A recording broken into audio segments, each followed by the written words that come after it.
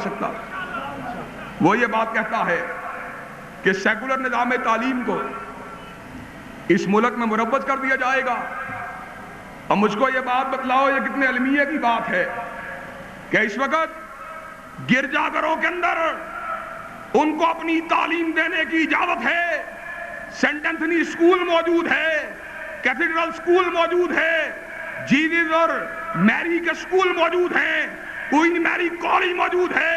Convent کے school موجود ہیں جہاں پر بائبل کی تعلیم دی جاتی ہے. تو نے آیات جہاد کو نکالا, تو نے نماز کے طریقہ کار کو نکالا, اب تیرا مقصد یہ ہوگا کلمہ طیبہ کو نکال دیا جائے. اور سن لو تو کیا بات کرتا ہے, جب تک دین کی چوکھٹ کے چوکی دار موجود ہے تیری سازشوں کا ڈٹ کے مقابلہ کرتے رہیں گے. اور آپ ذرا اس بات کے اوپر بھی غور کر لیجئے, یہی وہ واحد وجہ ہے کہ جس کی وجہ سے آج اہل حدیث کے اجتماع عظیم کو گجرانوالہ میں منعقد ہونے سے روکنے کی کوشش کی گئی. کبھی ہمیں شیراں باغ سے نکالا گیا اور کبھی فٹ بال اسٹیڈیم سے باہر نکالنے کی باتیں کی گئی. میں نے کہا میں بہت کمزور ہوں, بہت ناتواں ہوں, بہت کم ہمت ہوں, لیکن بہرحال احسان الہی ظہیر کا بیٹا ہوں. احسان الہی ظہیر نے اس امر کا اعلان کر دیا تھا, شہر ملتان میں موجود تھا. ڈپٹی کمشنر نے کہا اور سن لو قلعہ قاسم میں جلسہ نہیں ہوگا. احسان الہی ظہیر نے کہا عام ہاس باغ میں ہوگا, اس نے کہا عام ہاس میں بھی نہیں ہوگا. بابا شہید نے اعلان کر دیا اگر عام ہاس باغ میں نہیں ہوگا ڈپٹی کمشنر ہاؤس کے باہر جلسہ ہوگا. ہم نے بھی سمر کا اعلان کر دیا شیراوالا میں جلسہ نہیں ہوگا, فٹ بال اسٹیڈیم میں جلسہ ہوگا. اگر فٹ بال اسٹیڈیم کے اندر ہم کو جلسہ کرنے کی اجازت نہ دی گئی تو ہم ضلع ناظم ہاؤس کے باہر جلسہ کریں گے. چنانچہ اس کے بعد اللہ کے فضل و رحمت سے اہل حدیث کی طاقت کے سامنے ان کو گھٹنے ٹیکنے پڑے. انہوں نے ہمیں اس اجتماع کے انعقاد کی اجازت دی, لیکن اہل حدیثوں ضرورت اس امر کی ہے کہ تنہا یہ اجتماع ہمارے مستقبل کے تحفظ کا ضامن نہیں بن سکتے. یہ ہزاروں اور لاکھوں کے اجتماع مستقبل کے اندر ہمارے نسب العین کی حفاظت کی ضمانت نہیں دے سکتے. یہ بڑے بڑے اجتماع تنہا ہمارے مقصد کی تکمیل کا باعث نہیں بن سکتے, بلکہ جس طرح اس ملک کے اندر حنفی دوستوں کی آواز موجود ہے, جس طرح اس ملک کے اندر جماعت اسلامی کی آواز موجود ہے, اہل حدیثوں تمہیں بھی اپنی آواز کو ایوان بالا کے اندر پہنچانا پڑے گا. تمہیں بھی اپنی آوازوں کو بلند بالا اداروں کے اندر پہنچانا پڑے گا. مجھ کو یہ بات بتلاؤ اسی شہر کے اندر تمہارے ووٹ کی طاقت سے کبھی مسلم لیگ کے لوگ ایوان میں پہنچے, کبھی پیپلز پارٹی کے لوگ ایوان میں پہنچے, کبھی جے یو آئی کے لوگ ایوان میں پہنچے. اب ہم اس بات کا اعلان کر دینا چاہتے ہیں شریعت محمدی کے جھنڈے کو اٹھانے کے لیے, نظام مصطفیٰ کے ڈھنکوں کو بجانے کے لیے, شریعت اللہ کے علم کو لہرانے کے لیے آئندہ کے بعد اہل حدیث کا ووٹ نہ پیپلز پارٹی کے لیے استعمال ہوگا, نہ مسلم لیگ کے لیے استعمال ہوگا, نہ جماعت اسلامی کے لیے استعمال ہوگا, بلکہ اہل حدیث کا ووٹ اگر استعمال ہوگا اہل حدیث کے نسب العین کے لیے استعمال ہوگا. کیا آپ لوگ اس بات کے اوپر ساتھ دینے کے لیے تیار ہیں؟ اگر شہر گجرانوالہ سے اہل حدیث کے امیدوار نظام مصطفیٰ کے جھنڈوں کو اٹھائے ہوئے میدان میں آیا, آپ ان کا ساتھ دینے کے لیے تیار ہیں تو پھر اس بات کو سن لیجئے, وہ دن دور نہیں جب اللہ کے فضل و رحمت سے اسلامی انقلاب کی طرف کو سینوں میں لیے اور نظام مصطفیٰ کے علم کو اپنے ہاتھ میں لیے اور قرآن مجید کے حفظ کو اپنے سینوں میں لیے اور سنت رسول ہاشمی کے اوپر اپنے عمل کو لیے, ہم ایوان بالا میں داخل ہوں گے. کس نظریے کے ساتھ؟ اسی نظریے کے ساتھ جس کے لیے کبھی احسان الہی ظہیر کو قلعہ لکشمن سنگھ میں لہو میں نہ لایا گیا, اسی نسب العین کے ساتھ جس کی وجہ سے کبھی ابن زبیر کو پھانسی کے پھندے پر لٹکایا گیا, اسی نسب العین کے ساتھ جس کی وجہ سے کبھی مالک ابن انس کو کوڑوں کا نشانہ بنایا گیا, اسی مشن کے ساتھ جس کی وجہ سے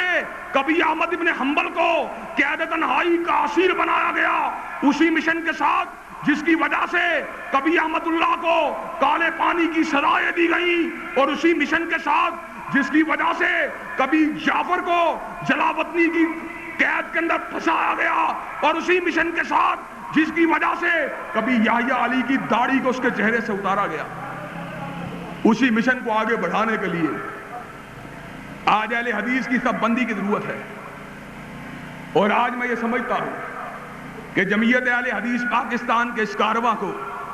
مالک کائنات کی تائید حاصل ہے، اس کی رحمت، اس کی فضل اس کاررواں کے اوپر موجود ہے۔ اس کی وجہ یہ ہے کہ ہم نہ اسباب رکھنے والے، نہ وسائل رکھنے والے، نہ افرادی قوت رکھنے والے،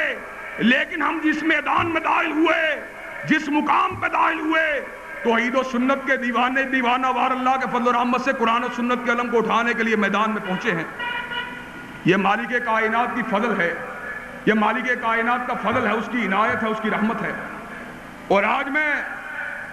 اس اجتماع عظیم کے ذریعے پنجاب کی حکومت کو بھی اور وفاقی حکومت کو بھی اس بات کا پیغام دے دینا چاہتا ہوں، ہم نے یہ وطن اگر حاصل کیا، نہ کسی سرمایہ دار کے سرمایے سے حاصل کیا، نہ یہ وطن کسی جاگیردار کی جاگیر ہے، نہ کسی جرنیل کا مفتوحہ علاقہ ہے، یہ وطن ہم نے حاصل کیا اللہ کے فضل و رحمت سے، لا الہ الا اللہ کی بنیاد پہ حاصل کیا، محمد رسول اللہ کی بنیاد پہ حاصل کیا۔ اس وطن کے اندر کوئی دوسرا قانون مانا جا سکتا؟ اس وطن میں کوئی دوسرا آئین تسلیم کیا جا سکتا؟ اس جلسہ عام کے ذریعے، اس عظیم الشان جمعے کے اجتماع کے ذریعے ہم حکام بالا کو اس بات کا پیغام دے دینا چاہتے ہیں۔ آج وہ آئے ہیں جو کملی والے سے محبت کرنے والے، آج وہ آئے ہیں جو سنت پہ کٹ مرنے والے، آج وہ آئے ہیں جو حدیث کی چوکھٹ کے رکھوالے، آج وہ آئے ہیں جو اسلامی انقلاب کے لیے تڑپنے والے، آج وہ آئے ہیں جو شریعت اللہ کے لیے سسکنے والے، آج وہ آئے ہیں جو ختم نبوت کے ڈھنکے بجانے والے، آج وہ آئے ہیں جو نظام مصطفیٰ کا شعلہ برسانے والے، آج وہ آئے ہیں جو علم توحید کو اٹھانے والے، آج وہ آئے ہیں جو سنت کے علم کو لہرانے والے، آج وہ آئے ہیں جو سنت کے چراغ کو لہرانے والے، سنت کا چراغ جلانے والے، اور آج وہ آئے ہیں جو بدعت اور شرک کے سینے میں نوکے خنجر کی طرح کھب جانے والے، اور دنیا کی کوئی طاقت انشاءاللہ بھی اس کاررواں کو نہیں روک سکتی۔ اس اجتماع عظیم کے ذریعے میں اپنے دوستوں کو، اپنے ساتھیوں کو، اپنے رفقا کو، اپنے بزرگوں کو اس بات کا پیغام دینا چاہتا ہوں، اہل حدیث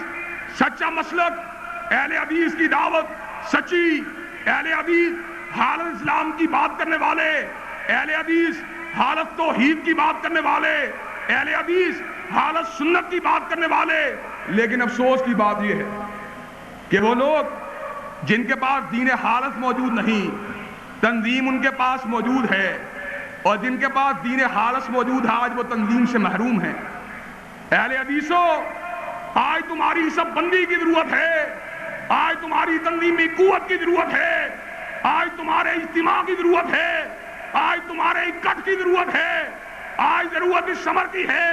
تم طوفان بن کے باہر نکل آؤ، آج ضرورت اس سمر کی ہے تم سیلاب بن کے باہر نکل آؤ، ایسا سیلاب جس کے راستے کے اندر بدعت و شرک کے جتنے کلے آئیں، یہ سیلاب ان سارے کے سارے کلوں کو اپنے اندر بہاتا ہوا لے جائے۔ آپ مجھ کو یہ بات بتلائیے، بدر کے مقام کے اوپر ہمارے ہی بزرگ 313 کی تعداد میں موجود تھے، اللہ نے ان کو اگر کامیاب کیا تو آج ہزاروں لاکھوں کی تعداد میں اگر آپ موجود